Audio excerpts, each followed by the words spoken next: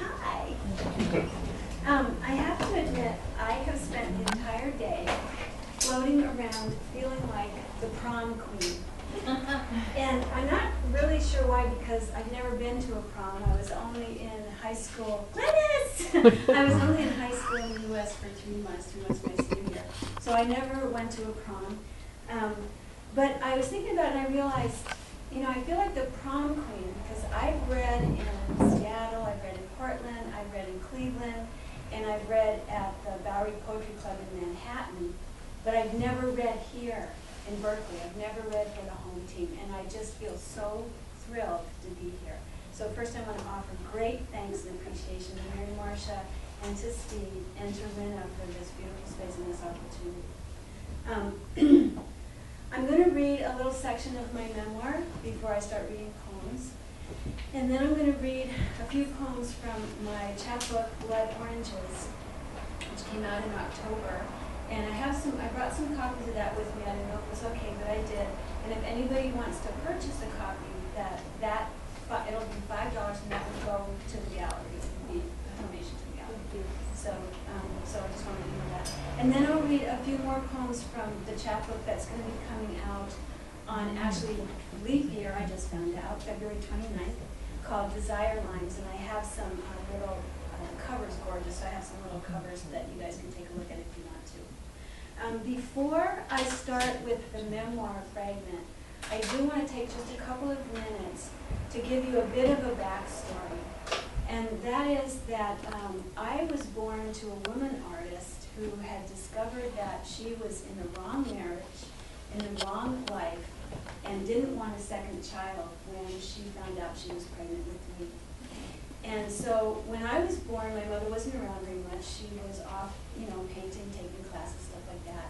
And in the course of the first couple of years of my life, she fell in love with the man who was literally the love of her life. She went to her grave loving this man, age 77.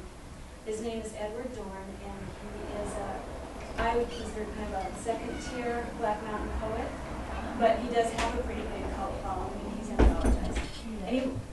So she fell in love with him and left my father and our family when I was 2 years old, and did not come back until I was 2 and a half. And when she did come back, I didn't recognize her. I didn't know her. She was pregnant with my little brother Paul's baby. Not too long after that, she convinced my father to let her go, and she left, taking my brother and me with her to make a new family with Ed, with the promise of child support for my brother and me till we were both 18, and some kind of open-ended commitment from my father that he would be Ed's patron. And the first act of patronage was to pay for a stint at Black Mountain College. And if you guys know what Black Mountain College is, it was one of the seminal experimental arts colleges of the mid-20th century, put out a whole bunch of genius artists that became famous. So for my mother, this was a dream come true. But for me, at 2 and a half, it was stranger abduction. So what I'm going to do is I'm going to read you a fragment from the memoir that tells a story of when my stepfather and mother went to New York in June. It was about a year after we got into Black Mountain, the end of the second semester. I'd been away from my father for about a year. And they went to New York for a week to hobnob with the other up-and-coming big Black Mountain, whatever, artists and writers and musicians, and left my brother Fred, who was 6, me, I was 4, and my little brother Paul, who was 1 year old, with some fellow students looking after us. And this fragment is my experience as a child of that event, and also my imagination as an adult woman looking back, what it must have felt like for them to be doing. Okay? It's called The Great Minds of Your Generation, Black Mountain, 1955. Or the other Black Mountain. That's the one Helene and Ed left us in so they could spend a week in Manhattan without worrying about kids underfoot. What I vaguely remember is being left alone at our place with neighbors looking in on us. Fred says that Mike Rumacher and his partner took care of us. It was June 1955. I know that from the glowing letters my mother wrote to my father about their wonderful stay in New York, which I read when I was in my late 30s. I had turned 4 in April. I had forgotten there was a daddy. Now there was just Mommy and Ed and Freddie and Paul and me. Once I got a letter from someone who called me Shawnee Button and signed his name David, but I didn't know who that person was. The week Helene and Ed were gone, I remember emptiness. The absolute emptiness of the spaces around me. An absence so palpable, it sucked everything else into it and made everything else disappear too. The world was gray.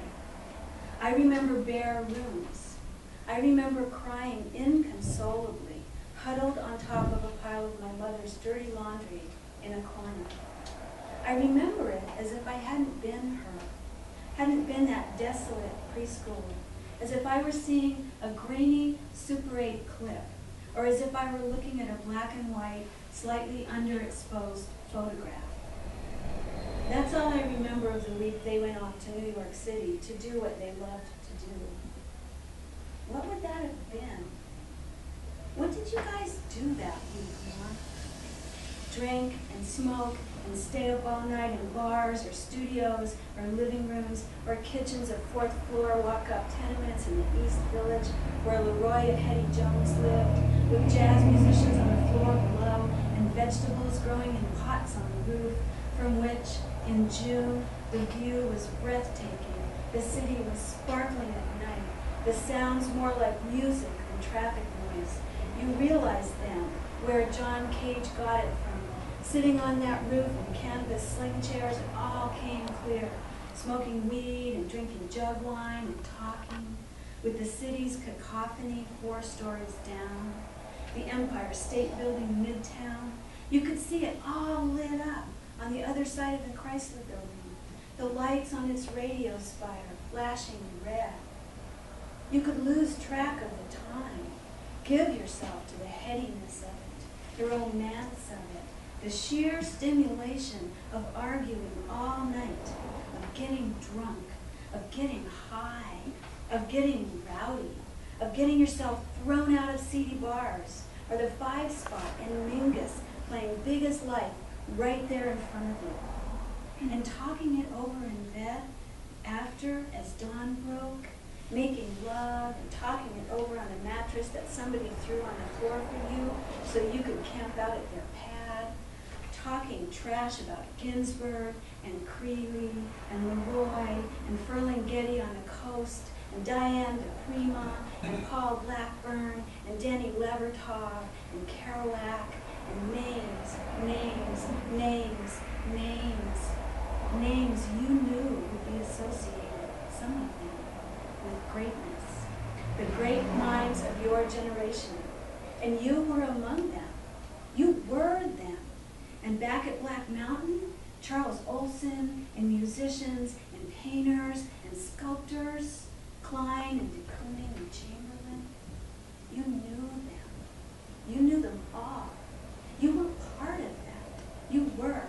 And you were, what, 28? And Ed was 26. Way too young to be saddled with so many little kids. So you left them.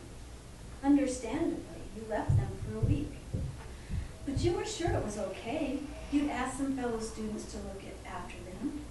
So you didn't have to give it a second thought. You could leave them, the 3 of them, and not give it a second thought.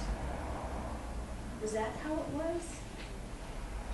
That's what it feels like when I grope backwards to find my own singular point of consciousness in all of it.